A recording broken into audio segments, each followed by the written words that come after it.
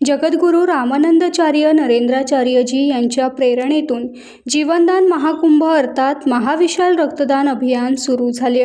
हे अभियान 18 जानेवारीपर्यंत सुरू राहणार आहे. रविवारी एकाच दिवशी 32,626 रक्तकुपिकांचे संकलन करण्यात आले.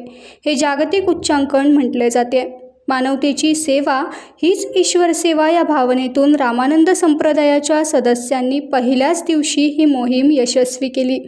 318 शिबिरांमधून रक्त संकलित करण्यात आले. संकलित झालेले सर्व रक्त शासकीय रक्तपेढ्यांमध्ये जमा करण्यात आले. त्याचा उपयोग समाजात ज्या रुग्णांना रक्ताची गरज असते आणि त्यामध्ये microcytic anaemia, sickle cell, thalassaemia, haemophilia, blood cancer, kidney failure अशा गंभीर आजारांशी झुंजणाऱ्या रुग्णांना वेळीच रक्त मिळाल्याने त्यांचे प्राण वाचवण्यास मदत होत आहे.